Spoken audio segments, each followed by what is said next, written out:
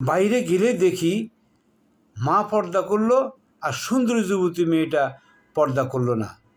অথচ কার বেশি পর্দা করা ফরজ?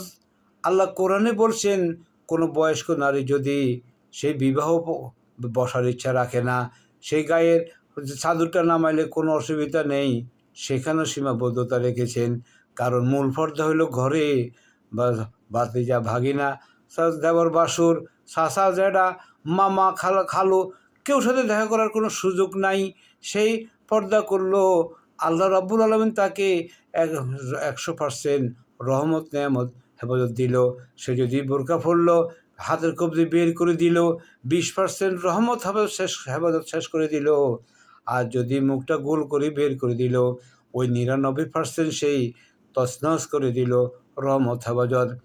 আর যদি বোরকাটা ফেলে দেয়, তাহলে সেই শয়তানের গাড়ে বসলো, শয়তান যেদিকে সে ওইদিকে। শয়তান মানুষের ধ্বংসটাই চায়।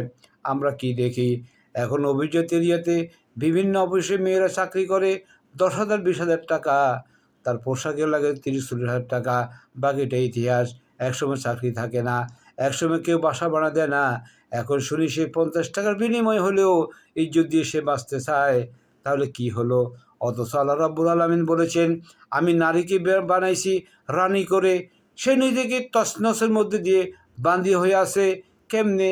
যদি সে নামাজ পর্দা করতো আর আল্লাহর কাছে চাইতো, হে আল্লাহ, আমার রিজিক এত সসম্মানে দিও, আমার বাবা, ভাই, স্বামী, সন্তান বিরক্তি বোধ না করে যেন সম্মান অনুভব করে, আর সন্তানকে সে সুশিক্ষা দিবে, আল্লাহর সাথে সম্পর্ক করাই দিবে।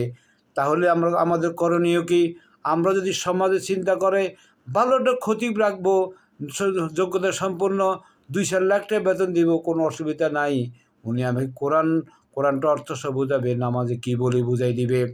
আর যদি সিদ্ধান্ত নেয় উনি, রব্বানা আতিনা ফিদ দুনিয়া হাসানা ফিল আখিরাতি হাসানা ওয়া কিনা আযাবান নার, আমি কি বলি, হে আল্লাহ, আমার জান্নাত দাও, জাহান্নাম থেকে হেফাজত করো দুনিয়া এবং আখিরাতে, দুনিয়াটা আগে। তাহলে সেটা কাজ কি? নামাজ পর্দাশীল, হালাল কামাই একসাথে হয়ে গেলে জান্নাতের রাস্তায় উঠে গেল। আমলের কারণে সেই জান্নাত ছোটো বড় হলো। আর বেনামাজি বেপর্দাশীল বিয়ে করলে দায়ুজ হলো, জাহান্নামে ঢুকে গেল।